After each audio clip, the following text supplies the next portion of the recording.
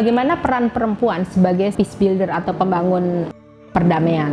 Kita sering mendapati bahwa pencipta damai, pembuat negosiasi untuk penyelesai konflik ini cenderung laki-laki, bapak-bapak di ranah publik gitu ya. Tetapi dari pertautan saya mendampingi atau bekerja di wilayah konflik dan bagaimana peran perempuan, terutama juga yang terbaru adalah memastikan isu kekerasan berbasis agama tidak terjadi, ini sangat menarik. Jadi bagaimana ruang domestik menjadi space yang strategis banyak dilakukan oleh perempuan. Pengalaman saya misalnya menangani Dayak Madura. Saat itu perempuan-perempuan adalah orang yang dia survivor tidak hanya untuk dirinya tapi juga memastikan proses evakuasi keluarganya untuk bisa selamat. Karena laki-laki mudah teridentifikasi, mudah diserang, sehingga perempuan ini menjadi negosiator ketika proses evakuasi. Saya lihat juga misalnya bagaimana perempuan ini di sejumlah wilayah konflik yang paling mudah berinteraksi dan berkepentingan untuk membangun situasi damai di komunitasnya adalah biasanya perempuan. Walaupun malamnya habis ada konflik, tetapi karena perempuan ini harus mengantar anaknya ke sekolah, dialah yang pertama berinteraksi dengan tetangganya. Dan inilah dia peace builder di ranah yang paling mikro yang dicoba dilakukan oleh para perempuan. Di Aceh misalnya, dicoba perempuan-perempuan juga mereformasi, mentransfer perang sabil yang dulu dinyanyikan menjelang tidur misalnya ya oleh para perempuan.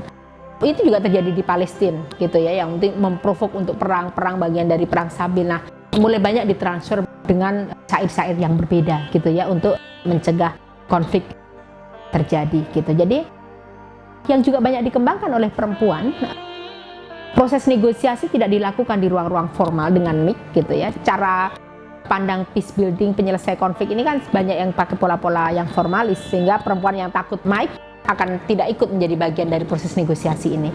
Mereka banyak menggunakan informal space di sekolah-sekolah anaknya saat mengantar sekolah, di sumur, di pasar dan lain sebagainya. Inilah ruang-ruang yang biasanya dan tadi di ranah domestik untuk menghentikan proses stigmatisasi kepada etnik lain, pada agama lain, pada kelompok lain, untuk membangun value baru di dalam keluarga tadi tentang makna bersama dan berbineka gitu. Ini yang sering tembus pandang dalam tradisi melihat peran perempuan sebagai bagian dari gerakan untuk peace building ini. Nah, yang kami dapati juga di sejumlah wilayah ada polisi-polisi perempuan, Kapolres, yang bisa menghentikan atau mencegah konflik atas nama agama terjadi di wilayah tersebut. Jadi perempuan-perempuan ini karena kemampuan lobbynya yang cukup bagus, dia berinteraksi, dia bisa datangi tokoh-tokoh agama, dia bisa ikut minum-minum kopi dengan preman-preman, dia bisa ikut minum ngobrol-ngobrol dengan ibu-ibu di PKK dan wanita dan sebagainya untuk membangun situasi damai itu. Jadi pola-pola prevention banyak dilakukan, bahkan seperti di Cirebon perempuannya bisa bernegosiasi dan membangun satu kondisi untuk mencegah supaya konsentrasi massa bubar menjelang penyerangan ini. Nah, yang seperti ini sebetulnya penting untuk diketahui bagaimana peran perempuan untuk membangun upaya peace building ini.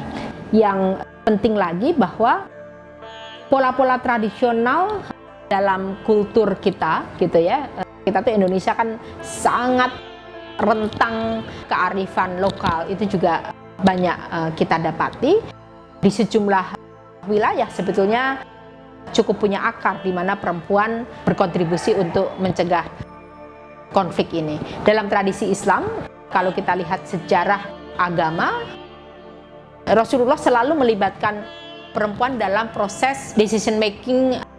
Perang akan dilakukan di dalam atau di luar. Misalnya pada kasus perang Uhud misalnya, Rasulullah sempat bertanya mau di luar atau di dalam, dan perempuan bilang jangan di dalam kota, karena di dalam kota banyak anak-anak, banyak rumah yang akan hancur, banyak akan infrastruktur yang akan hancur gitu. Sehingga Rasulullah pun mendengar spirit ini gitu ya, atau aspirasi ini, sehingga diputuskan perang tidak dilakukan di dalam kota gitu ya. Jadi keputusan-keputusan penting untuk mendengar suara perempuan ini menjadi urgent Dan kalau kita lihat misalnya dulu di Amerika, anggota parlemennya sejumlah perempuan keluar walkout karena menentang penyerangan ke Irak gitu ya. Jadi upaya-upaya damai ini penting untuk meletakkan perempuan sebagai poros untuk proses negosiasi, conflict prevention, intervention, peace building, dan lain sebagainya.